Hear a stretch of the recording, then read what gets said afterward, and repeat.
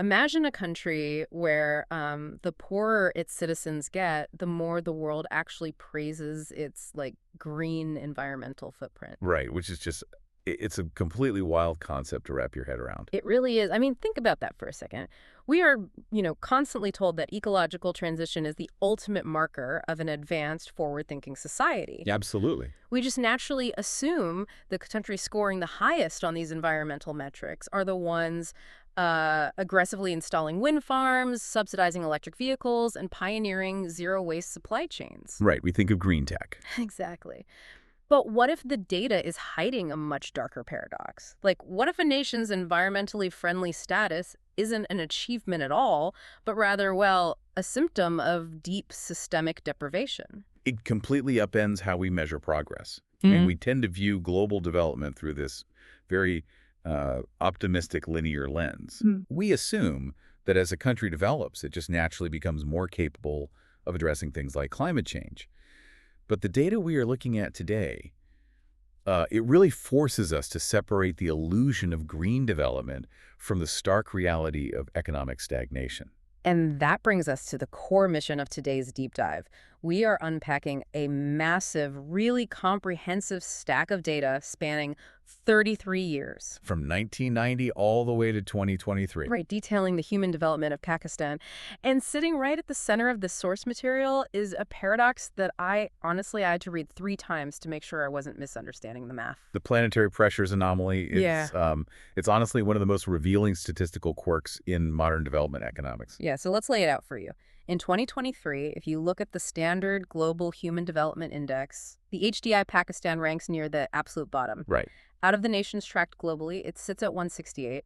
It is firmly embedded in the low development category. So the numbers paint a picture of profound struggle. Very profound. But, and here's the catch, when statisticians take that exact same data and apply a filter called the PHDI, which stands for the Planetary Pressures Adjusted Human Development Index. Right, exactly. When they apply that, Pakistan's global ranking doesn't fall. It actually goes up by 2 spots. Yeah, they get a statistical promotion because of their environmental metrics. Wow. You see, the PHDI was designed to penalize countries that achieve high development by, burning massive amounts of fossil fuels and consuming unsustainable levels of raw materials. Okay, right. So if I'm looking at this purely on the surface, my immediate question is, wait, does this mean Pakistan is secretly a pioneer of green development? Right, like they figured it all out. Yeah. Have they figured out some hidden formula for a low-carbon ecological transition that the rest of the industrialized world is just completely missing? Well, I think we have to shatter that illusion right out of the gate, because according to the data, this is not a proactive, eco-friendly green transition. So what is it then? The thesis that emerges from this 33-year dataset is incredibly sobering. What the PHDI promotion actually reveals is a non-development mirage. A mirage. Exactly. The environmental footprint is small, not because of innovative green technology, but because of deep structural poverty. Wow. We are going to unpack how a nation's growth can be completely gridlocked by inequality, and what it actually means for the millions of people who are essentially serving as involuntary carbon offsets for the rest of the world.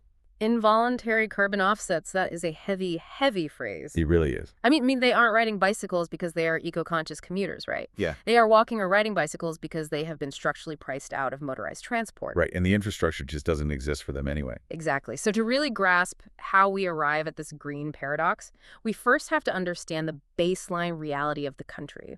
And that means we need to look under the hood of the Human Development Index itself. Yeah, so the HDI is fundamentally a rejection of the idea that gross domestic product GDP is the only way to measure a country's success. Which was the standard for so long. Right. For a long time, economists just looked at the total size of the economy. If the GDP went up, the country was developing. Simple as that. Yeah, but the HDI, which was actually pioneered by a Pakistani economist, Mahbubul Haq, alongside Amartya Sen, well, it asks a totally different question. It asks, what are the people actually capable of doing? I always ask people to think of it like a nation's ultimate report card. That's a great way to put it. Yeah, you can't just get an A in gym class and graduate. You are graded on 3 core subjects. Subject 1 is health, which is measured by life expectancy at birth, like are your people living long, healthy lives? Right. Then subject 2 is knowledge, which is measured by access to education. And subject 3 is the standard of living, which isn't just total GDP, but rather gross national income per capita. How much wealth is actually available per person. Exactly. It's a composite score. So let's look at the 2023 snapshot for Pakistan across those three pillars. The overall HDI score is 0.544. Now, numbers in a vacuum are basically meaningless. If I tell you I scored a 54 on a test, you need to know what the class average was to know if I passed. Right. Context is everything. Right. The global average HDI is 0.756. So a 0.544 isn't just a little bit behind. It represents a significant structural lag behind the rest of the world. And to understand why the score is 0.544, we really have to look at the individual pillars. Okay, let's break them down. First, health. Life expectancy at birth in Pakistan is 67.6 years. The global average is over 73 years. Okay, so they're losing a few years there. Right. Second, knowledge. The expected years of schooling is 7.9 years. Yeah. And third, the standard of living. The gross national income GNI per capita is $5,501. We really need to pause on that income number, $5,501, and that is measured in 2021 purchasing power parity dollars, right? Yes, PPP, and this is a really crucial distinction to make. Break that down for us. It means economists aren't just taking the local currency, the rupee, and converting it to U.S. dollars at the standard bank exchange rate. They are adjusting the number based on what a dollar can actually buy in the local market. Ah, okay. Because, a loaf of bread in Lahore doesn't cost the same as a loaf of bread in New York. Yeah. So PPP levels the playing field so we can compare actual living standards. Okay, so even after you apply that generous mathematical adjustment, like even after you've given them credit for the cheaper local cost of living, the average income is only $5,501 a year. That's right. I want you to contrast that with the global average. The global average for GNI per capita sits well over $20,000. So Pakistan's standard of living mathematically is less than a third of the global average. It's massive. Yeah, that isn't a gap, that is an income chasm. It is an absolute chasm. But, if we are going to be objective analysts here, we have to look at the trajectory, not just the snapshot. Fair point. The data set we're looking at spans from 1990 to 2023. And the narrative isn't purely one of stagnation. Growth is happening. All right, let's test that. In 1990, what were these numbers looking like? Well, in 1990, the overall HDI was a mere 0.396. It was incredibly low. Life expectancy was under 60 years, specifically 59.7 years. Wow. Okay. And that income figure, the GNI per capita, was just 3,137 years. Okay, so let's process that trajectory. From 1990 to 2023, life expectancy has increased by nearly 8 years. Yes. Income has almost doubled from about 3,000 to 5,500, and the overall index has moved from basically 0.4 to 0.54. So the line on the graph is definitively moving up and to the right. Exactly. It is an objective fact that a child born in Pakistan today has a statistically better chance at a longer life and a slightly higher standard of living than a child born in 1990. Yeah. We cannot erase that progress. Right. However, the critical context here is the rate of that progress compared to the acceleration of the rest of the world. But wait, I have to push back just a little here. Sure, go ahead. Is an 8-year gain in life expectancy over 3 decades actually a massive success story for local development?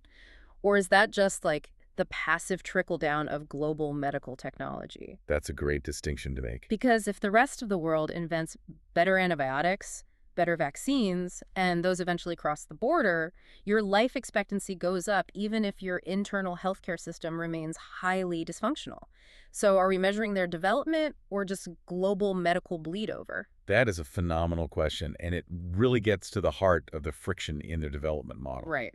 You're completely right. Some of that growth is passive, but even with passive technological gains, their upward curve is incredibly sluggish. The numbers are creeping up, sure, but they are fighting immense structural resistance. So what's causing the resistance? To understand why a country with a massive young population isn't growing faster, we have to look past the average. Because averages are fundamentally deceptive. Exactly. It's like the classic economics joke, right?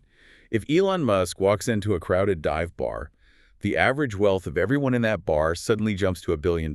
Right, but nobody in the bar actually got any richer. Exactly. The lived reality of the people sitting on the bar stools hasn't changed by a single cent. An average tells you what is theoretically available, but it tells you absolutely nothing about how it is actually distributed. And this brings us to the tool in the data that actually diagnoses the friction, the IHDI. The Inequality-Adjusted Human Development Index. So if the standard HDI is the theoretical average, the IHDI is the reality check. The IHDI acts as a systemic discount rate on human development. Statisticians look at the health, education, and income pillars, and they measure the inequality within each one. Okay. The higher the inequality, the steeper the penalty applied to the overall score. Think of the economy like an engine. The standard HDI tells you how much horsepower the engine should be producing based on its size. Good analogy. But the IHDI measures the internal friction. How much of that power is lost to heat and grinding gears before it ever even reaches the wheels. So let's look at the friction penalty for Pakistan. Prepare yourself, because the penalty is severe. When adjusted for inequality, Pakistan's HDI plummets from that 0.544 down to 0.364. Let me just do the math on that. That is an overall human development loss of exactly 33.1%. Yes, a full third. A full third of the country's human development potential is just wiped off the map. It vanishes into the gap between the haves and the have-nots. And to really contextualize a 33.1% loss, we have to look globally. The global average loss due to inequality hovers around 22%. Okay. In highly developed, highly egalitarian societies, think Scandinavia, that loss is often in the single digits, maybe 6 or 7%. Wow, so their engines have very little friction. Exactly. Pakistan, operating with a 33% friction tax, is in a state of severe internal drag. The country's just bleeding human potential. Bleeding human potential. Let's get really forensic about that bleed. Where exactly is the highest friction coming from? We have the 3 pillars. Is it an income problem? A health problem? Well, while there is significant inequality in income and life expectancy, the data points to one specific sector as the primary driver of this devastating loss. Which is? Education. The inequality specifically within the education sector causes a horrifying 43.5% loss in the knowledge pillar. Wait, a 43.5% loss just in education? Yes. That tells me this isn't just a scenario where schools are universally underfunded and everyone is getting a mediocre education. A 43% inequality penalty means the access itself is fundamentally broken. Precisely. It means you have a small segment of the population attending elite, well-resourced institutions pushing the theoretical average up, while a massive, staggering portion of the population is getting absolutely nothing. 0 years of schooling. Zero. This creates a deeply fractured, bifurcated society. Economic opportunity in the 21st century is locked behind a gate of literacy and numeracy. If half your population can't even approach the gate, your national economic engine cannot rev up. So, if education inequality is the primary mechanism dragging the country down, we have to ask the most uncomfortable question in the data set. Right. Who is missing? Exactly. Who exactly is being actively locked out of the classroom? Who makes up that 43.5% deficit? To find that answer, we pivot to another metric in our stack, the Gender Development Index, or GDI. This index strips away the national average and measures the human development achievements strictly by accounting for the disparities between women and men. This is where the single unified nation of Pakistan mathematically fractures into 2 completely different realities living side by side within the exact same borders. It really is. Let's look at the split. For men in Pakistan, the Human Development Index sits at 0.579, but for women, the HDI drops all the way down to 0.485. And that gap gives Pakistan a GDI value of 0.684 for the year 2023. When you map that onto global rankings for gender parity, it places them near the absolute bottom. How far down? Depending on the exact year in the data set, they consistently rank in the bottom 10 to 15 countries worldwide for gender equality and development. Okay. Let's drill down into the knowledge pillar again, but this time through the gender lens. I want to look at the expected years of schooling for women. Okay. Now, for you listening, expected years of schooling is a projection. It means if a young girl enters the school system today, based on current enrollment rates across all grades, this is how many years the system anticipates she will stay in a classroom. Right, it's a forecast. Over the decades, that expected number for girls has gone up. It currently sits at 7.31 years. Which, on a political brochure, sounds like tangible progress. Right. 7.3 years essentially gets a child through primary school and into early secondary education. Right. You look at that projection and you think, okay, the pipeline is filling up.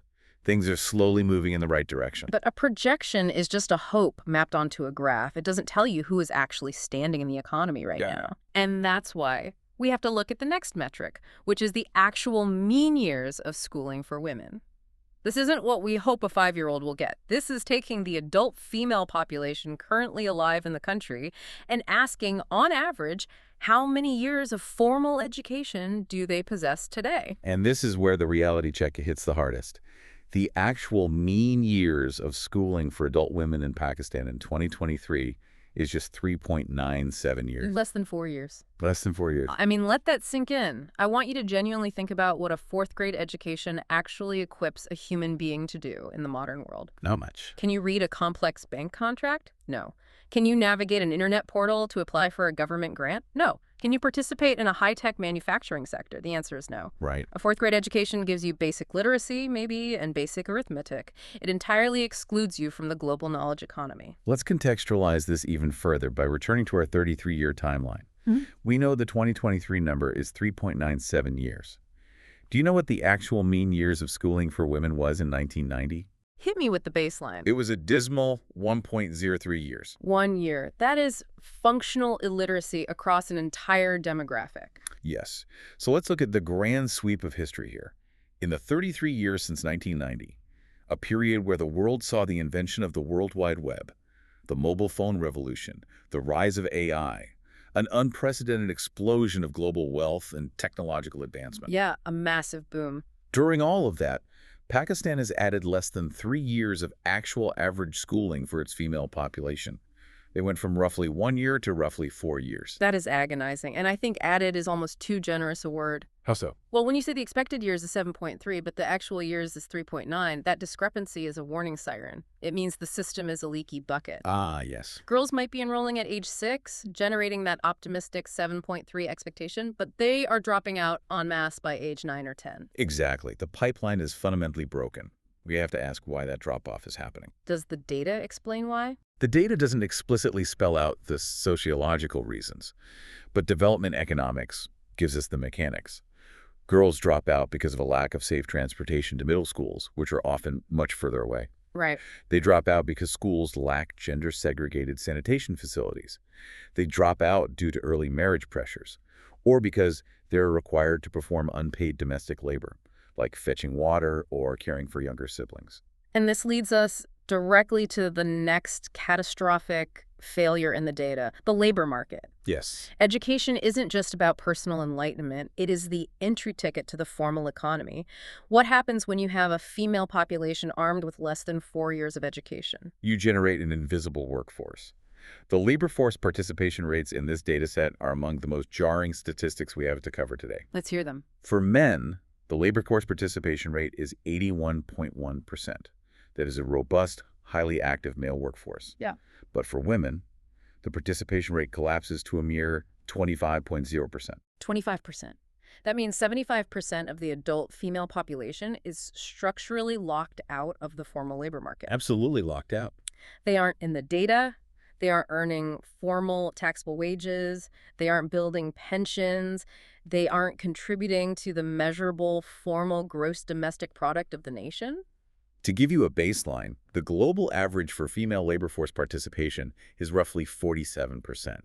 In many developed high-income nations, it's well over 60 or even 70%. So they are way behind. Pakistan is attempting to compete in a globalized 21st century economy with one arm tied firmly behind its back.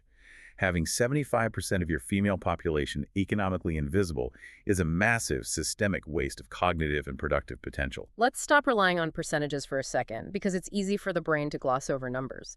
Think about what a 25% participation rate actually looks like in daily life. Right, picture it. It means if you are walking down a street in a commercial district, out of every 4 adult women in that society, only 1 has a formal job. Just one. The other 3 are either engaged in invisible, unrecorded, informal, labor-like street vending, or they are completely absorbed by unpaid domestic work.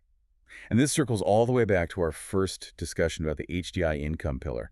Remember when we asked why the gross national income per capita was stubbornly low at $5,501? Boy, the income chasm we talked about. This is a massive piece of that puzzle. When 75% of women are economically sidelined, you create a massive dependency ratio. Explain that. You have a single formal income, usually the male head of household, that has to stretch to support a much larger family unit. The denominator, the total population, keeps growing, but the numerator, the formal economic output, is severely restricted because half the team isn't even allowed on the field. Right, you mathematically cannot build a high-income nation using only half your population. Exactly. So it's a cascading failure. Educational inequality causes the 43% friction in human development, which leads to a 3.9-year average schooling for women, which leads to 75% of women being excluded from the workforce, which drags the overall national income down to $5,500. It is a perfectly interlocked trap. It really is. But I have to play devil's advocate here. Sure. If we only look at the trap, we might miss the nuances. Is the situation statically grim across every single metric for women, or are there any areas where the mechanisms of development are actually working? As analysts, we have to look at the entire board. And the data set does highlight a critical area of undeniable life-saving progress. We find it in the Gender Inequality Index, or the GII, specifically within the reproductive health indicators. Okay, let's look for the signs of life. Because despite the grim economic numbers, we did see that overall life expectancy had increased by 8 years. How much of that is driven by maternal health? A significant portion. Let's look at the maternal mortality ratio. This metric measures the number of women who die from pregnancy-related causes per 100,000 live births. Okay. It is one of the most sensitive indicators of a healthcare system's baseline functionality. The data set shows a devastating peak in 1995, where the ratio hit 484 deaths per 100,000 live births. Wow, 484. That is an incredibly dangerous environment in which to give birth. It is. But by 2023, that number had fallen dramatically to 154. From 484 to 154, that is not a marginal statistical error, that is a structural shift. Yes, it is. Now, 154 is still high compared to highly developed nations where that number might be under 10, but dropping from nearly 500 represents thousands and thousands of women surviving. Absolutely. How does a country with such deep poverty achieve that specific public health victory? Well, it usually points to targeted, low-cost, high-impact interventions. You don't need a massive, booming, formal economy to train community midwives. Right. You don't need a high G&I to implement basic sanitation protocols in rural delivery clinics or to distribute basic antibiotics. It proves that when policy focuses tightly on a specific biological vulnerability, you can move the needle even within a multidimensional poverty trap. And there is a second health metric moving in the right direction, right? The adolescent birth rate. Yes. This tracks the number of births per 1,000 women between the ages of 15 and 19. In 1990, that rate was 104.4. By 2023, it is more than halved, dropping down to 41.1. Having the adolescent birth rate is massive. A girl who does not have a child at age 16 has a much higher statistical probability of staying in that leaky education pipeline we talked about. Exactly. It changes her whole trajectory. So physically, women are surviving at much higher rates, and they are delaying childbirth. But there is another data point in this index that jumped out at me, and honestly, it feels totally contradictory to the 25% workforce number. It's their political representation. Ah, yes. The share of seats in the national parliament held by women. This is where the data provides a fascinating lesson in political engineering. Let me set the stage for you. In the 1990s, the share of female seats in the Pakistani parliament was hovering around 2%. Essentially a rounding error. Right. Practically zero political voice at the legislative level. But then, right around 2003, the number skyrockets. It jumps to over 20%, and it has remained steadily around that 20% mark for the last 2 decades. A jump from 2% to 20% overnight. Right. So we are looking at a country where women average less than 4 years of education, where 75% are locked out of the formal economy, yet they hold a fifth of the seats in the national government. It seems impossible. In many Western democracies, it took decades of hard-fought grassroots campaigning to cross the 20% threshold. How do we reconcile these entirely contradictory realities? We reconcile it by understanding the concept of a political rights island. A political rights island. Explain that. That 20% representation did not happen organically. Yeah. It wasn't the result of a sudden, widespread sociological awakening where voters suddenly decided to back female candidates en masse. So what was it? It was a top-down mandate. The government instituted a legislative quota, reserving a specific number of seats exclusively for women. Oh, I see. They couldn't fix the foundation, so they just artificially renovated the penthouse. That is a perfect way to visualize it. Mm-hmm. And it teaches us a vital lesson about development. A top-down quota is often well-intentioned. It guarantees a seat at the table. Sure. But what the data proves is that a top-down mandate doesn't automatically pull the rest of the society up with it. You have created an island of political empowerment at the very peak of society, but it is surrounded by an ocean of economic and educational exclusion. It's a statistical illusion of empowerment because, you can write a law that mandates 20% of the parliament must be female. That takes one signature. Exactly. But you cannot write a law that mandates a 20% increase in female literacy without actually pouring concrete, building schools, hiring teachers, and making the streets safe for girls to walk to those schools. You can't just legislate it. Right. You can't legislate economic independence. You have to actually build the infrastructure for it. Exactly. You can manipulate top-level indicators through decree, but deep human development requires structural, bottom-up change. The political representation is a positive step, but without the economic and educational foundation, it fails to translate into broad, lived equality for the average woman in a rural village. Which means we need to get out of the penthouse and go look at the foundation. We spent a lot of time talking about broad averages, indices, and macroeconomic drag. Let's get down to the granular, lived reality of the citizens holding this system up. Right. Let's look at the ground level. What does poverty actually look like on the ground? To do that, we have to move away from the standard HDI entirely. The HDI is great for macroeconomic comparisons, but it's too blunt to capture daily suffering. We need to look at the MPI, the Multidimensional Poverty Index. For anyone who hasn't encountered the MPI before, it is a brilliant statistical tool because it fundamentally redefines how we think about poverty. It really does. Usually when we hear poverty, we think of a monetary threshold. Like, does this person survive on less than $2.15 a day? But poverty isn't just a lack of paper money. It is a lack of basic human capabilities. Precisely. The MPI measures overlapping deprivations at the household level. It doesn't ask about your bank account. So what does it ask? It sends surveyors to a house and asks, do you have a dirt floor? Do you have access to clean drinking water?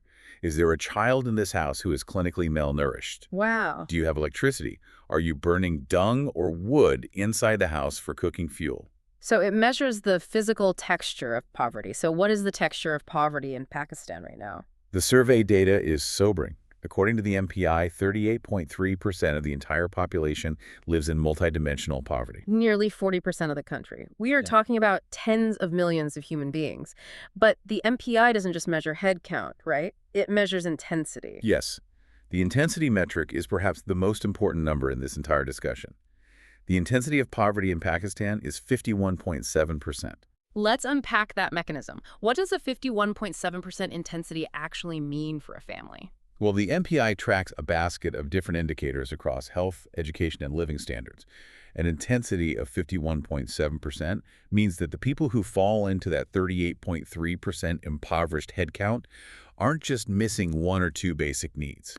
On average, they are simultaneously deprived in over half of all the indicators tracked. It's an interlocking web. Exactly. It means you don't just lack a proper toilet, you lack a toilet and your child is malnourished, and you don't have electricity, and you have no formal education. You are fighting a war on 5 fronts every single day just to survive. It is a dense, suffocating deprivation. And because the MPI breaks down exactly which indicators are missing, we can run a contribution analysis. We can ask the data, who or what is manufacturing this specific brand of intense poverty? What is the largest driver? Okay, let's pull the culprits out of the data. What is generating the most poverty? Let's start with the health dimension. The data shows that nutrition is a massive driver. It single-handedly contributes 22.7% to the overall multidimensional poverty score. Nearly a quarter of the country's multidimensional poverty is driven purely by a lack of basic caloric and nutritional intake. Yes. And the cascading effects of that are terrifying. A malnourished child cannot concentrate in school, their immune system is compromised, their cognitive development is stunted. It acts as a biological ceiling on their future economic output. It absolutely does. But as bad as nutrition is, there is an even larger culprit in the data set, isn't there? There is. If we shift from health to the education dimension, the MPI tracks 2 specific indicators, years of schooling and school attendance. Okay. The lack of years of schooling contributes 20.9% to the poverty index. And the lack of school attendance, meaning children currently not going to class, contributes 20.4%. Wait, let me just add those together. 20.9 plus 20.4. That means education deficits Just the simple failure to put and keep kids in a classroom single-handedly drive 41.3% of Pakistan's multidimensional poverty. Yes, it is the undisputed largest engine of poverty in the country. More than anything else. More than a lack of electricity, more than a lack of clean water, more Yeah. than a lack of physical assets. The sheer absence of education is the primary reason. Almost 40% of the country is locked in a state of overlapping deprivation. This is the moment where all the separate pieces of data we've discussed suddenly snap together into a horrifyingly clear picture. It really connects everything. It does. It explains the 33.1% friction loss in the IHDI. It explains why women only have an actual average of 3.9 years of schooling. It explains why the male head of household can't lift his family out of poverty on his single feggy $500 income.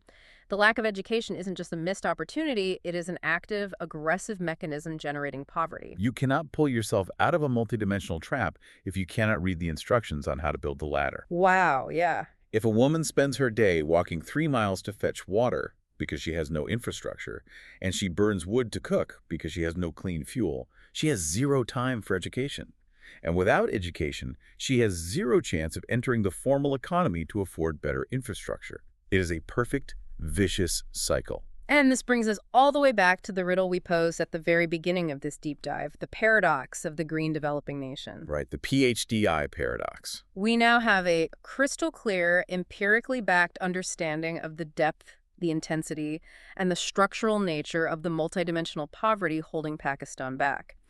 So how on earth does a country locked in this intense struggle end up getting promoted on an environmental index? To resolve the paradox, we have to look explicitly at how the Planetary Pressures Adjusted Human Development Index, the PHDI, is calculated. Okay, let's bring it down. The index takes a country's standard HDI score and applies a mathematical penalty based on two factors: CO2 emissions per capita and material footprint per capita. Okay, let's look at the global baseline for that penalty. How much does a normal country get penalized? Globally, the average HDI drops by over 10% when you adjust for these planetary pressures. And I imagine that penalty hits the wealthiest countries the hardest, right? Absolutely.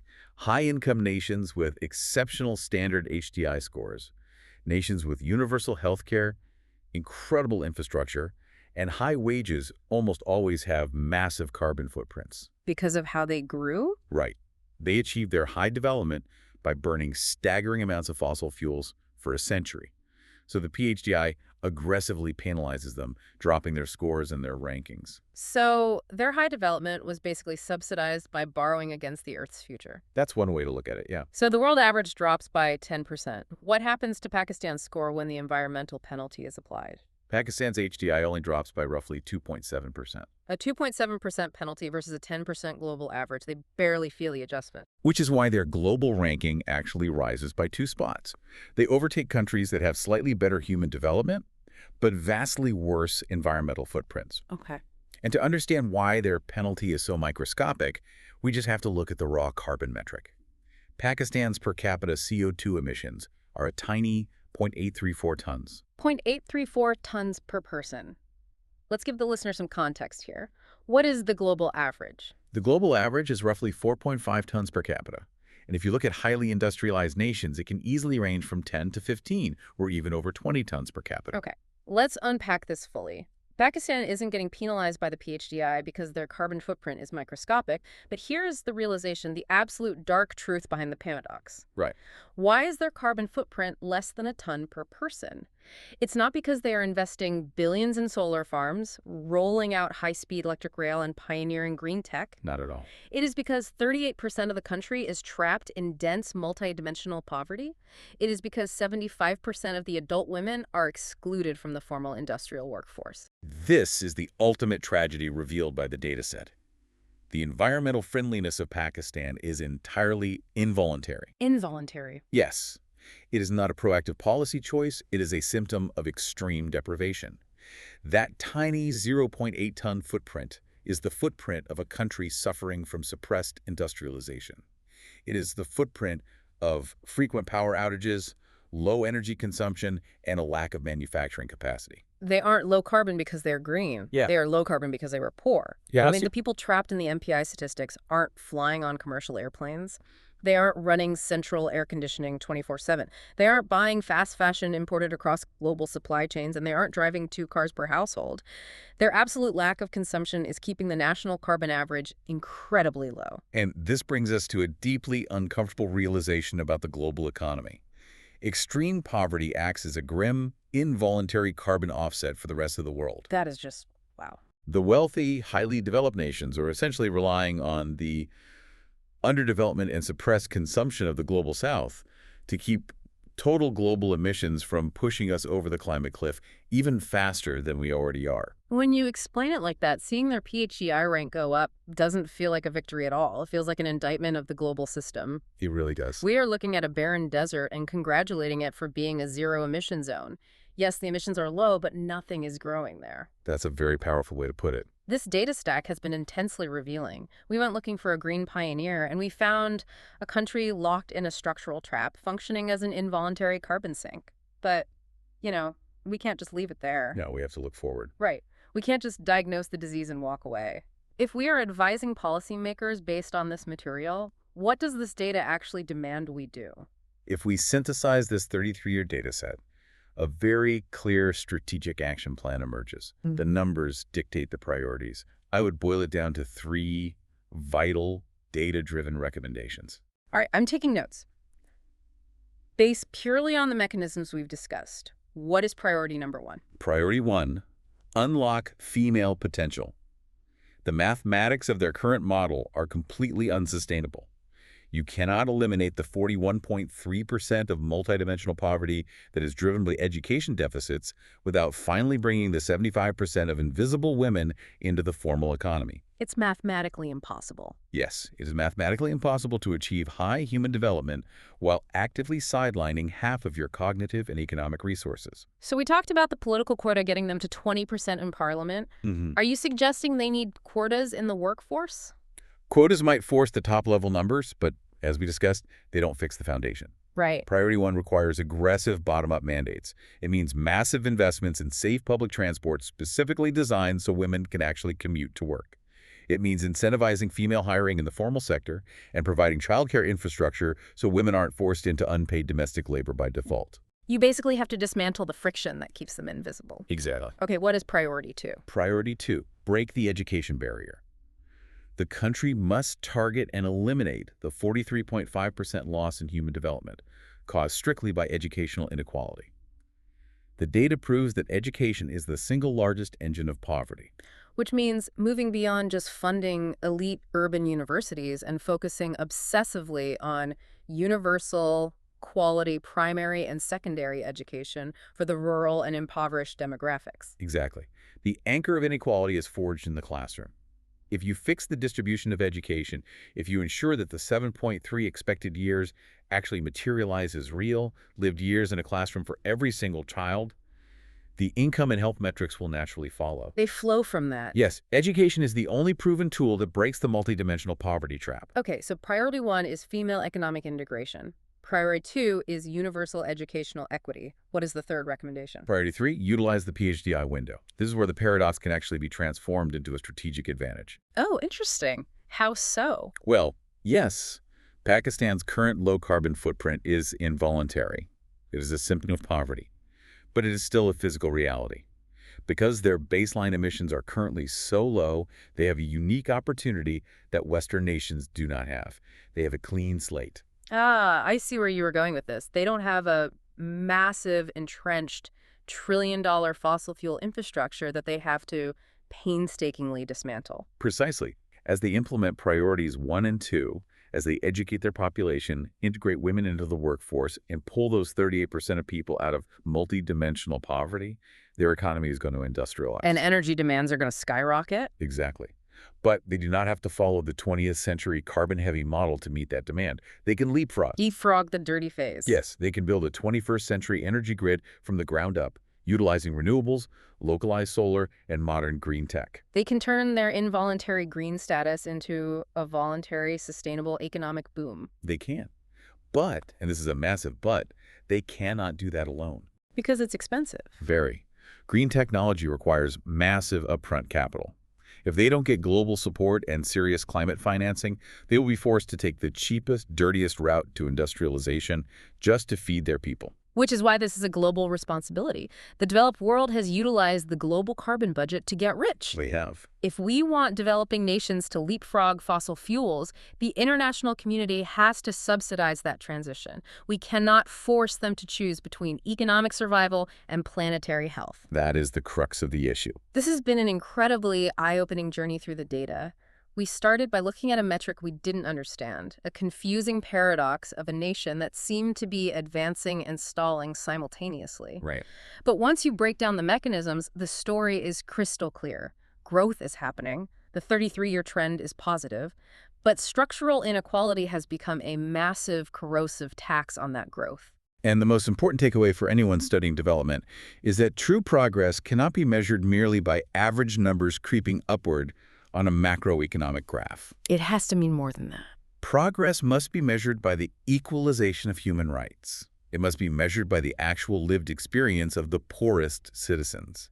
Until the expected years of school match the actual years of school for every demographic, the engine of development will remain stalled. As we wrap up this deep dive, I want to bring you, the listener, back to the paradox and leave you with a final thought experiment to mull over. Okay. We've spent the last hour dissecting how the PHDI rewards a country for a low carbon footprint that is essentially forced upon them by extreme poverty and the exclusion of women. It is a systemic global paradox. It is. So as you go about your day, ask yourself this. If a developing nation's low carbon footprint is currently acting as a subsidy for the rest of the world, if their lack of emissions is bought and paid for by the extreme poverty of their own people, what does a truly just global ecological transition look like? That is the question. Can the wealthy, industrialized world morally demand that a developing country save the planet before that country has been given the resources and the right to save its own citizens? It's a complex, uncomfortable question, but it's exactly the kind of question the data demands we ask. Thanks for taking the deep dive with us.